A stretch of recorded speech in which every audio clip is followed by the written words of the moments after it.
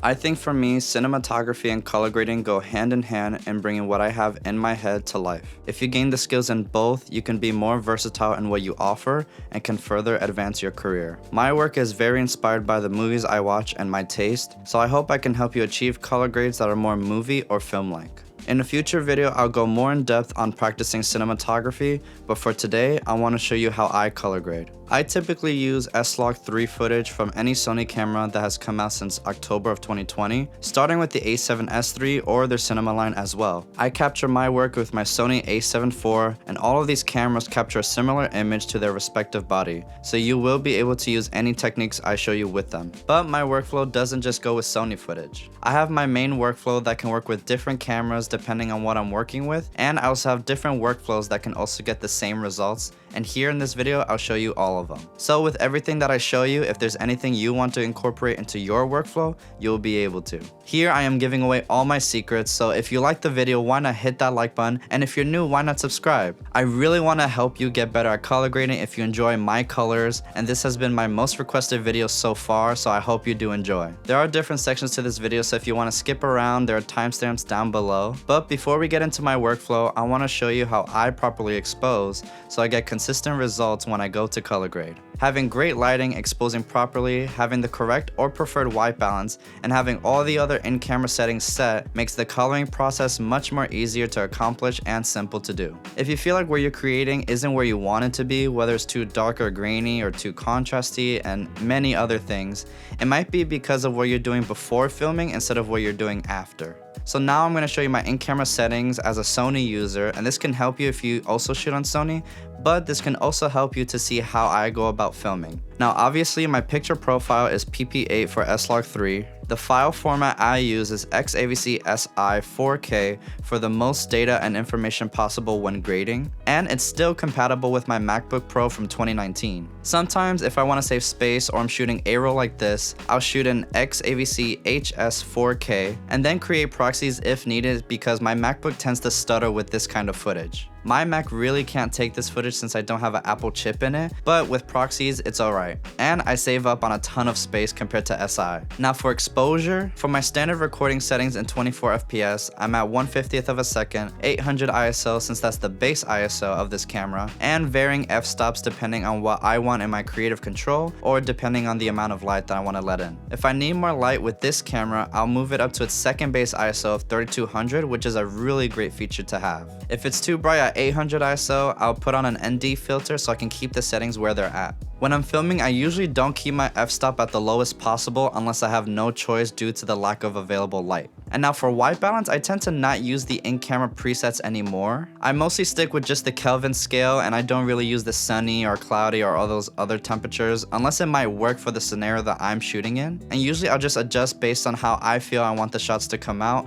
whether I want it to be warmer or a little cooler. But then I have that control over that instead of these presets being stuck at where they are. Using a monitor and the tools available like false color is best for properly exposing, but sometimes you don't have that and you just have the screen on your camera. So what I would do is just use the metering to go from 0 to around 1.3, and that usually works out best for me. With S-Log3 now, you really don't always have to overexpose, and sometimes I just go based on how it looks on the screen and it works out for me. You just really have to test out your own camera and see how it works depending on each scenario you're working in. Now once you're done filming, it's time to get in the fun part of coloring. Now there are many ways here on YouTube that you can look up how to color grade, but in this video I'm going to show you 3 different options to get the colors that I get in my footage. The first one is my workflow that I've been working on for a long time now. Now there is a small price you have to pay, but I believe it's 100% worth it if you want the colors that I get in my footage. Now the second workflow is a free alternative, but I don't really color this way and I still recommend paying just a little bit to get better colors. The free alternative is a lot harder to achieve the film-like colors, but it is free, so I'm going to show you that just in case. Now the third workflow is a bit more expensive than mine, but you might find it worth it because it's a lot easier and simpler to just color grade and get amazing colors right away. My workflow sits in the middle because I really do enjoy the process of color grading, and I've learned so much and I still want to learn more and to improve my work.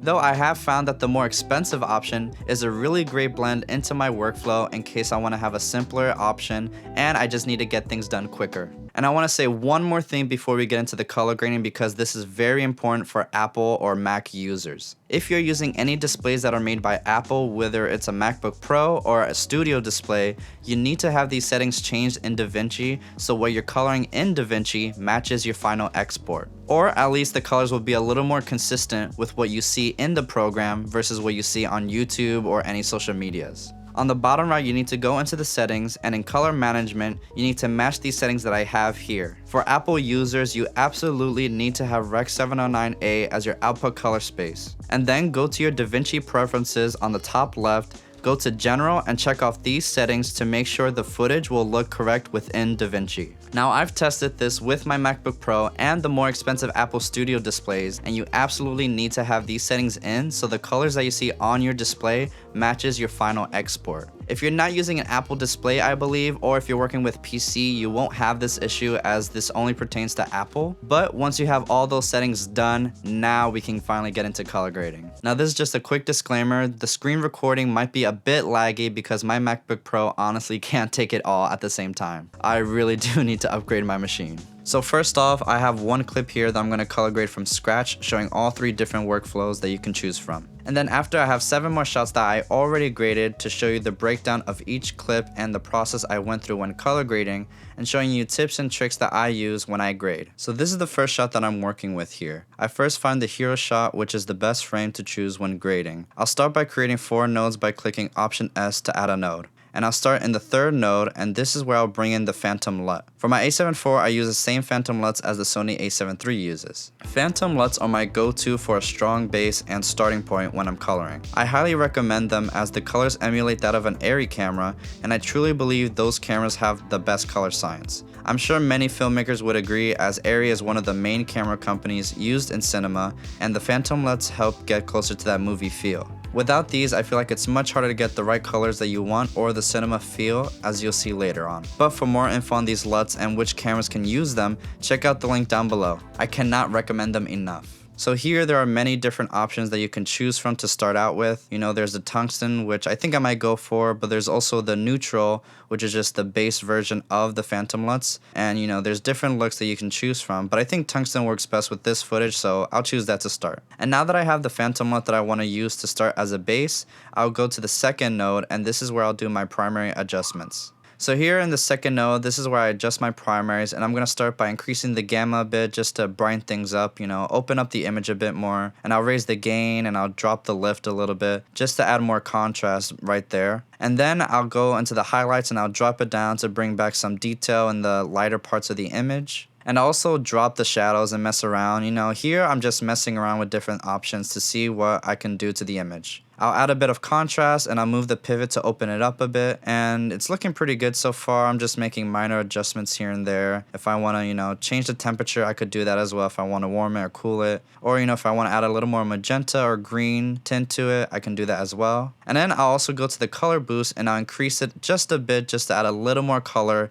instead of using the saturation. I think it's a much better option to choose. So now I'll go to the 4th node so I can make a film curve to go on top of the footage. I'll start by clicking here and adding default anchors to add points onto the curve, and I'll bring down the highlights a bit and then just add an extra point just to bring it back up. I'm just messing around to see what I like, and I'm going to also, you know, lift the blacks. And then I'll add a couple more points here just to make it more even and make things look right so they don't look too faded. You know, I'm just adding little points here and there to make it exactly how I want it to be. As you can see here, you can see the difference it makes in the darker parts. The light's not too much, but you know, it still adds something. And then we'll add another node, and if I wanted to make any adjustments to like the individual hues or saturations, I'll go here and mess around. I don't think this clip really needs it, so I think I'm gonna just leave it as is, but this is how I would usually go about doing it. And then, you know, you can just click on the different ones, adjust the saturation and things like that. but since I'm not doing it, we'll move on to the next node. Now here, this is where I'll do the color grade. So I'll go back down to the wheels and I'll start by decreasing the reds in the lift to add a little more teal into the shadows, and then I'll balance that out by going into the gamma and increasing the warmth a bit and just moving it up. Sometimes I'll mess with the gain or offset if I want a little more color in a certain region, but I tend to not do that too often. And then we'll go into the log wheels here, and in the shadows I'll decrease the greens,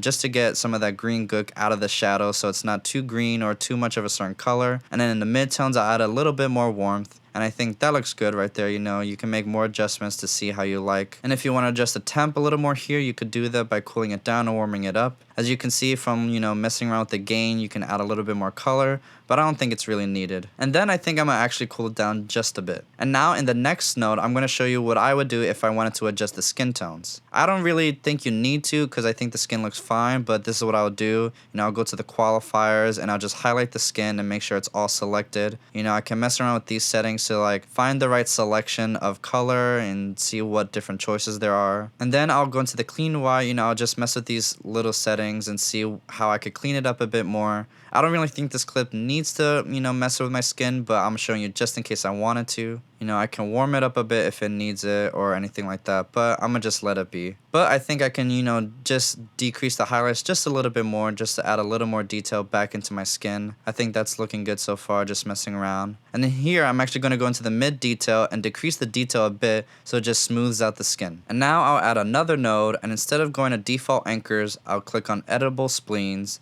And this is where I'm going to add a little bit more contrast by dragging out the highlights just a little bit. I'll bring it down so it's not too wide, but I'm adding just a bit more contrast. I'll grab the darker parts and pull it down a bit more, just to even it out. I think I'll go back and, adjust the highlights a little bit. This is why the node structure is really great. You can always go back and make different edits. And then I'm going to make another node. I'm going to move it over, and then I'm going to find glow. Now, glow is probably one of my favorite effects to use in DaVinci. I always use this on every clip. And I'll start by lowering the global blend around halfway, and I'll change the composite type to soft light. Now I'm just going to change the threshold. I'm going to open it up a bit just to add a little bit more brightness, just make it pop a little more. And you can just, mess around, just keep changing the different settings and sliders and see what it can do. And then I'll go to the spread and I'll drop it down a bit so it's not, spreading too crazy like a diffusion filter or something like that. And I just, see how I like. I just move it around bit by bit. If I wanted to increase the brightness, I could use the gamma slider. And if I want to decrease the saturation, which I'm going to do just a bit, I'll decrease it so it's not adding a little bit more color than I would like. And that's pretty much it. You can see, what the glow does to the footage. I think it adds a little bit more of a pop to it, makes it look more 3D. And then if you want to add another effect on top, you can add another node, and then I'll pick grain. I'll change the film grain preset to 16mm archival print, and I'll increase the opacity just a bit. And then here you can mess with the grain size and the grain strength and all those different sliders to see what you like. It depends on what your grain appeals are and things like that. Just messing around. I think the biggest thing for me is just cranking up the opacity and seeing, more grain of that. And, you can see, you can't really tell in the screen recording, but it does add it once you see it in the footage. And I think this shot is pretty much done. If you want to, you can change the phantom LUT and see the different colors and options that you have. But I don't think this shot really needs it. I think we picked a good base, and that's it for this shot.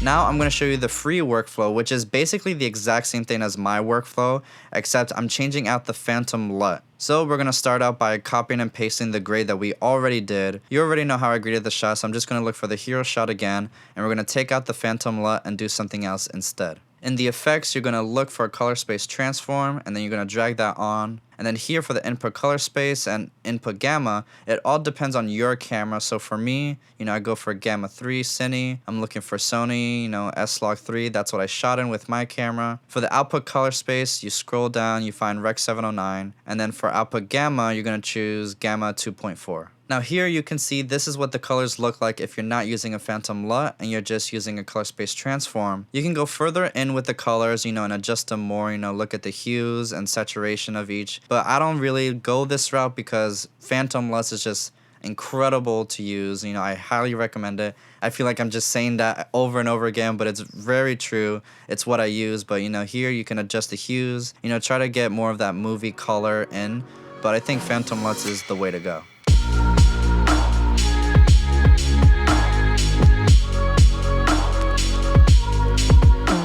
Now here I'm going to show you the easiest workflow, but it is the most expensive since you don't have to do as much work as what I do or the free version, but it gets the job done really quick. So to start out, we're going to make 4 nodes, and then in the second one, we're going to start with, the phantom LUT as always, because I think it's a perfect base. So we'll go with tungsten like we did before. Now here, after the phantom LUT, we're going to use another LUT by Gamut. Now these are creative LUTs by Gamut, and they offer very high quality LUTs that you can use with any camera. They also have conversion LUTs in case you don't want to get phantom LUTs or use a color space transform. But Gamut did send out Eric Floberg's 606 LUT collection, and I have to say this makes coloring really easy and you get amazing colors right away. Now if I didn't like these LUTs, I wouldn't even be mentioning them at all, and I don't have to, but I definitely think they're worth checking out if you want something super easy with minimum work to be done, and it makes getting nice colors really simple. I believe this could add value to your workflow as it saves a ton of time, so you might want to check this out.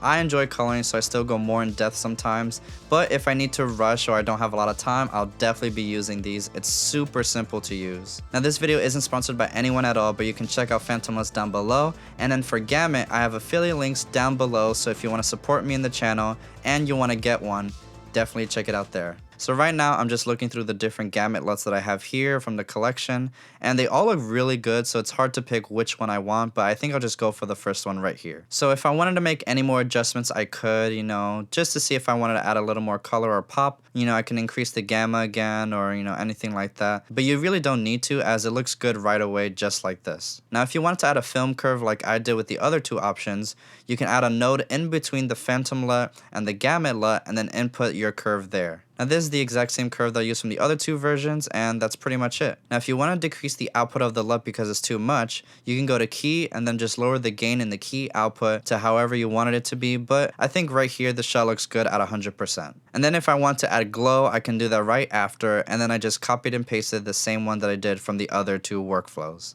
I made some slight adjustments, just to get things a little bit matching with the LUT, but that's pretty much it. As you can see, this workflow was a lot simpler. I only used 5 nodes compared to I think like 10 or 11. And then after the grade, if you wanted to change the look, you can go back to the Gamut 606 LUTs or whatever pack you pick up, and then just change the look right there, and that's pretty much it.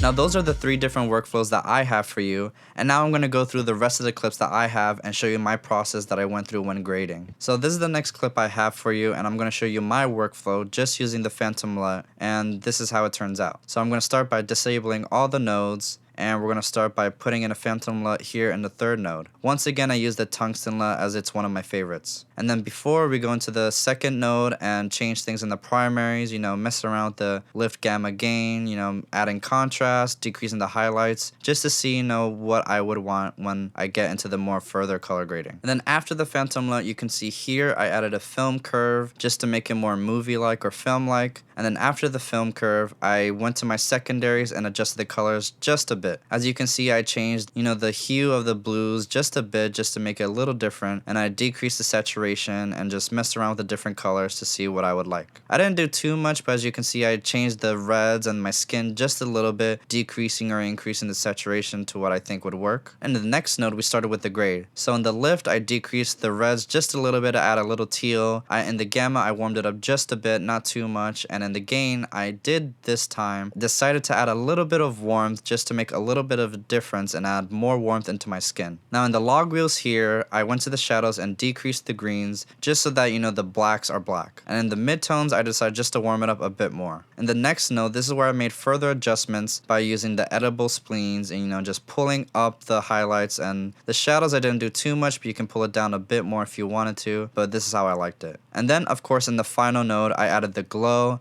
And as you can see here, these are my settings in case you want to copy them or, start from here. As you can see, I decreased the saturation, the blend is halfway.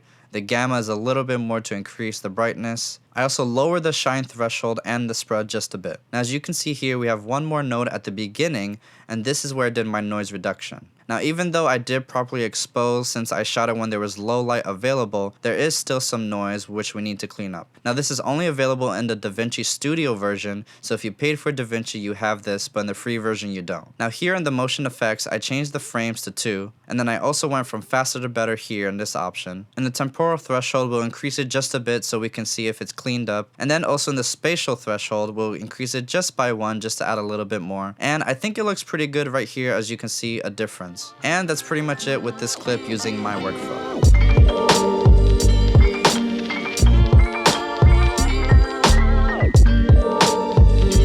And now using the same clip here, I'm going to show you the free workflow if you weren't using a phantom LUT and you just use a color space transform. Also, as I said before, if you're not using the paid version of DaVinci, you won't have the noise reduction to clean up your image. So instead of the phantom LUT, we go to the color space transform, and I use the exact same settings as I showed you before. Since I'm shooting on Sony S-Gamut 3 Cine, input gamma is S-Log 3. Depending on your camera, you have to choose the right options for you. The output color space, again, Rec 709, and output gamma is gamma 2.4. And that's how it looks with a color space transform. I think using the phantom LUTs or the gamma LUTs makes it a lot easier to just get the colors you want right away, and it makes it more, film-like or cinema feel, if you know what I mean by that. And that's pretty much it for the free version.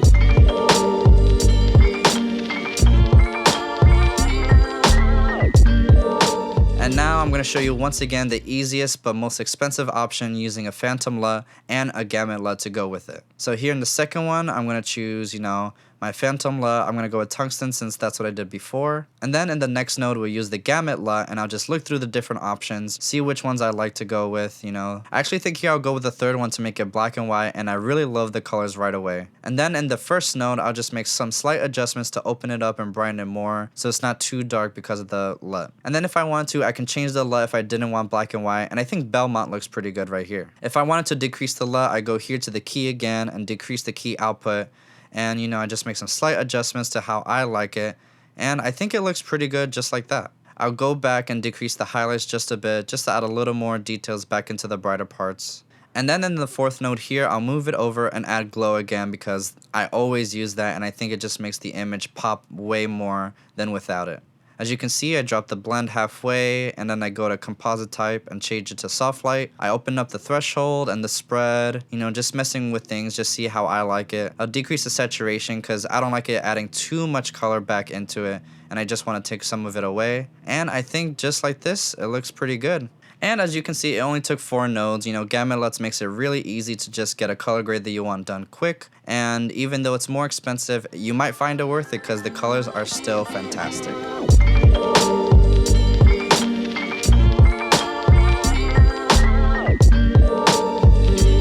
So for this next shot here, this is from my latest short film, which if you haven't checked it out, you should definitely check it out on my channel. But I'm going to show you my workflow by first disabling all the nodes. And with this node right here, I use a phantom LUT and once again use tungsten. And then before in the primaries, you can see I, made some adjustments by, changing up the gamma gain lift. I just made some slight adjustments, just moving things to where I would like it. I decreased the highlights by a lot because as you see, it was really bright and I wanted to add back some of the detail that was there. And then in the next node, I added my film curve, just to make it, more film-like or cinema, as you might say. Then after that, I made some slight secondary adjustments, just changing up the blues a little bit. Not too much, changed the hue just a bit and decreased the saturation or increased it where I needed it to be. And then here in the next node is the grade. I decreased the reds to add teals, and then I warmed it up just a little bit, but I wanted to keep it cool, as it is shot. In the log wheels and the shadows, I decreased the greens and added a little bit more red back in, make sure the blacks are black. And then the midtones, I warmed it up just a little bit. And then in the adjustments again, you make sure you go to editable spleens, and then you just click on the dots and you pull it just a bit, just adding a little bit more contrast back in. And then the next node, of course, I use glow just to, make it pop a little more. Glow is my most used effect, and I definitely think you should be using it on all your shots. As you see, here are the settings that I picked. And then for me, I wanted to blur the image just a little bit because the Sony a7 IV kind of, it makes it look a little more digitally sharp, and I don't want it to be like that. So for here, I'll add a Gaussian blur and just decrease it to around, here about 0.05 just to make it softer a little bit. And then if you wanted to, in the next node, you can add grain, but I didn't. And then previously, before the primaries, you can add 2 more nodes and you can do noise reduction if you need it, or halation if you wanted to. And that's pretty much it for this shot with my workflow.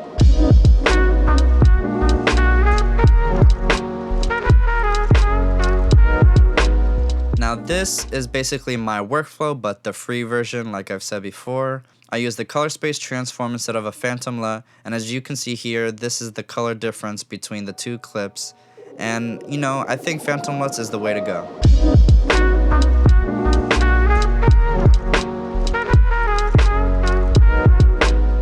Now here, again, this is the Phantom LUTs with the Gamut LUTs on top of that. So I use the same LUT, Phantom LUTs Tungsten, added a film curve in between. Then I used a 606. I chose one of the options, and then I dropped down the key, just to lower the intensity of the LUT by, 60%, which is a good amount to go by. And then in the primaries, I made some slight adjustments. You can drop the highlights a bit to add more details, just see what you like, cool it down a bit. I made some adjustments after and then added some glow, just like the other shots and all the other ways I've shown before. And that's pretty much it. You don't really need to make primary adjustments if you'd like, just the Phantom LUT, the film curve, and the 606.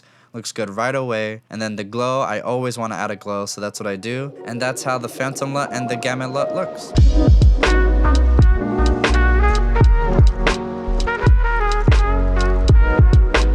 Now here, there is a 4th option if you wanted to. So if you wanted to still use the color space transform and only use a Gamut LUT, you can definitely do that and still get really nice colors. So for the Gamut LUT, I use the Belmont option, and the color space is just like the free version. But as you can see, the colors still look pretty good, but I still think Phantom LUTs are a good base. But in case you want to get just the Gamut and not the Phantom LUTs, then it's still worth it.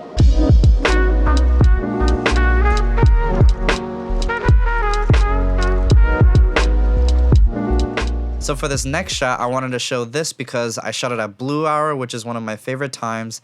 And I think this shot, no matter what the grade is, no matter what the workflow, it's always going to look good because, the time of day and just how the lighting looks. So here is my workflow with this clip. So here for the Phantom LUT, I first started with a neutral look. I didn't want to make any color changes with it. And in the primaries, I decided to brighten up a bit.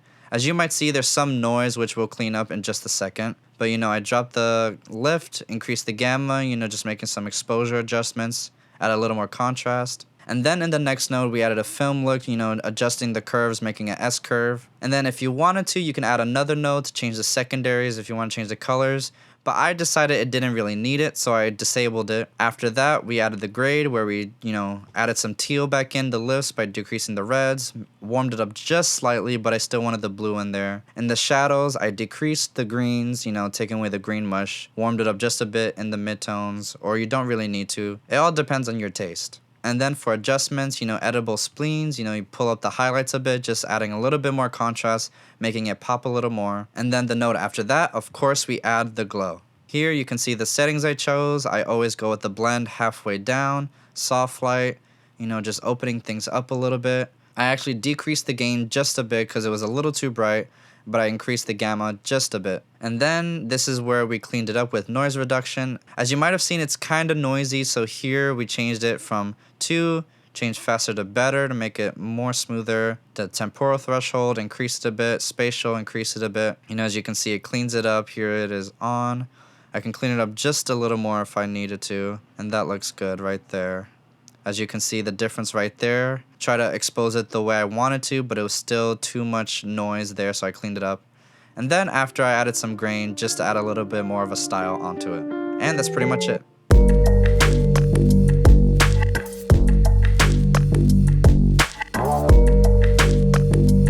And now for the free workflow, it's basically the exact same thing, but instead with the color space transform, just like all the other ones before this. And remember, if you don't have DaVinci Studio, you won't have the noise reduction, so you take it off and then this is what it looks like. But as you can see, even with the free workflow, the colors still look really good because of the time of day, and it doesn't really matter if you use a Phantom LUT or any LUTs at all because, the colors just look great as is.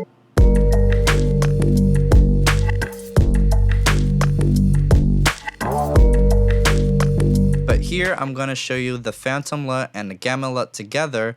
And as you can see, it only took 5 nodes. It didn't take that much work to put together. If I disable it, Phantom LUT, then the Gamut LUT that I chose, same primaries, just brighten it up just a bit if I wanted to. You don't really need to at all. And then of course I add the glow, as with every single shot I ever edit. And then to clean it up a bit, boom, noise reduction. If you want to add grain, you can do that as well, but I don't really think you need to. The primaries aren't really needed here as well.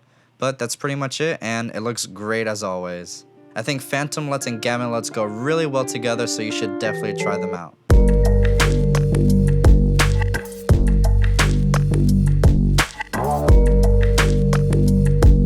Now for the next 4 shots, I'm just going to show you my workflow for them, as I already graded them from the past, and I think you can learn some more tips and tricks that I used when I was coloring. So for this shot right here, I want to show you that the in-camera white balance was 5000 Kelvin, and for the tube light that I was using to light this was 2700 Kelvin at 25% intensity. But here, this is how this shot is color graded. So here I started with the Phantom LUT, I'm pretty sure it was tungsten, and then the primaries here you can see I made some adjustments. I cooled it down a bit, just messing around to see what I like. It depends on what you want. And then after that I added a film curve. You can see in the blacks how much I faded them. And then in the secondaries you can see there were slight adjustments done. Not too much, I don't really think you need to, but that's what I did. And then in the next node is the grade.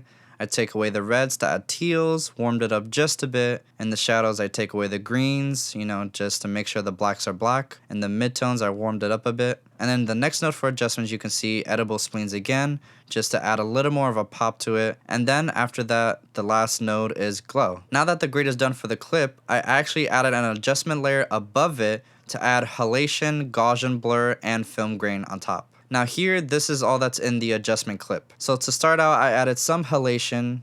As you can see, the difference that it makes. You can copy these settings if you like. You just mess around with it. I messed around with the color of the halation as well. And then if you click on the view isolated regions, you can see where the halation is being affected. You can increase the threshold or decrease it to show where the halation is going to be in the shot.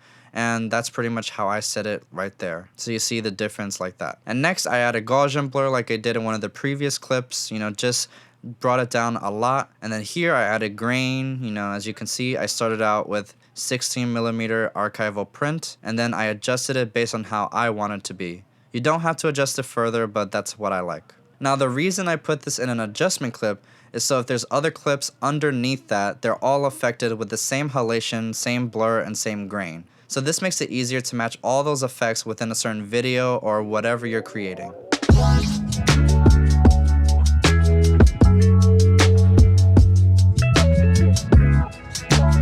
Now this clip right here is from an older short film that I did last summer, and as you can see, the structure of the nodes is a bit different than before. So to start out here, I used the Phantom LUT, and then in the primaries, I made the adjustments depending on what I would like. Increasing it a little bit, making it pop a little more. You just gotta see what you like and what edits you want to get done. Of course, in the next node, we add the film curve, fade the blacks a little bit, bring down the highlights just a touch. And don't forget to always start with default anchors, as it makes it really easy. And then in the secondaries, as you can see, I adjusted some of the colors just a bit. I didn't do the hues that much, but in the saturation, I decreased the oranges just a bit, as you can see in my arm. And then before we get into the vignetting, I'll add the grade. So here, as always, I decreased the reds to add teal, increase the greens a bit and the blues, just to add a little more coolness in the shadows. In the gamma, I increased the warmth, add a little bit more orange back in. And then in the gain, I actually added a little bit more blue to cool down the entire thing, as I think it was just a little too warm. And then in the log wheels, as you see, I cleaned up the shadows by decreasing the greens. And then I made it a little warmer in the midtones. And then after that, in the next node, we go to the adjustments, edible spleens, of course, and then you just pull what you like. You click on the spots, and then you just pull it down, make adjustments slightly, or,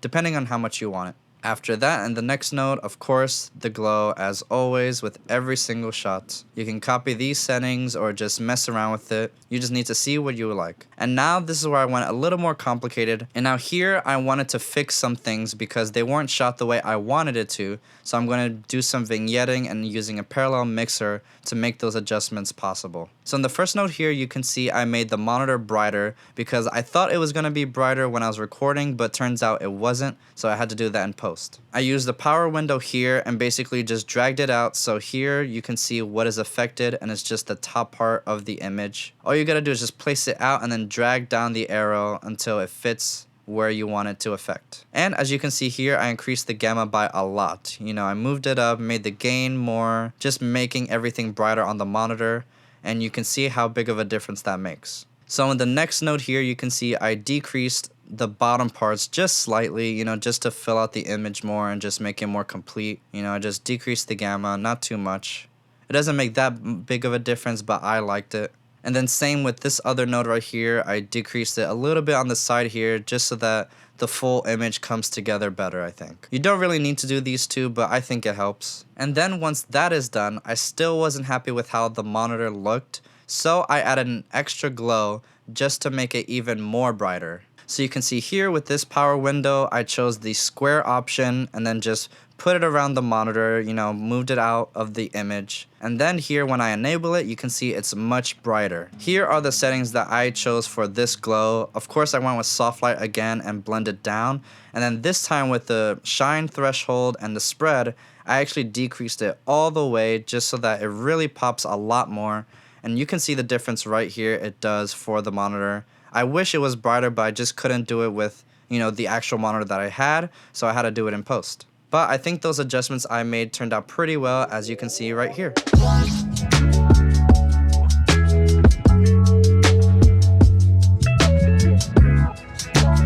I hope you guys are enjoying all the different clips I'm sharing with you here and all the different workflows that I'm breaking down. I put a lot of work into this video, so I will definitely appreciate it if you leave a like, and if you're new, subscribe to the channel. So here is the next shot. I'm looking through to find my hero shot that I used when I was grading this clip. So I'm going to first disable all the nodes so you see how the shot first looked. And of course I start with a phantom LUT. So as you see with the phantom LUT, it's exposed pretty normally, but I wanted myself to be a lot darker, but I wanted to save a lot of details when I was filming. So before the phantom LUT in the primaries node, I went and decreased the exposure by a lot. So as you see here in the offset, I dropped it by a lot, but then with the lift gamma gain, I made my normal adjustments like I usually do. And then also I messed with the temperature, contrast, shadow, all those little things, but I also decreased the highlights by a lot, as you can see here. Now you can see more clearly what's out the window, and I think it looks really nice so far just with the primary adjustments. And then of course with the next node, we use default anchors to make a curve. Not exactly an S, but it gets the job done, as I think it adds more to the image. And then in the secondaries with the next node, I just made some slight adjustments, as you can see in the yellow. Adding a little bit more saturation to make it pop. Not too much, making the green and the yellows just a little bit brighter. If you want to, you can add more adjustments here in the lume versus saturation. I don't do it too often as it's not really needed, but if you need to, those are there as well. And then the next node, of course, is the grade. As you can see, the lift, I decreased the reds at teal, warmed up the gamma, and I actually warmed up the gain a little bit more as well. Of course, in the log wheels, I decreased the greens from the shadows, warm it up just a bit. I think it looks really nice, but then in the next node with adjustments, I made it pop a lot more, and I think it really adds to the image, of course using editable spleens. And then after that, that's when I use the glow, like every clip before. And as you can see, here are my settings for the glow, and I think this image came out really amazing. If I wanted to, I could have added halation like I did with other shots from that video, but I didn't. It wasn't really needed, and that's it.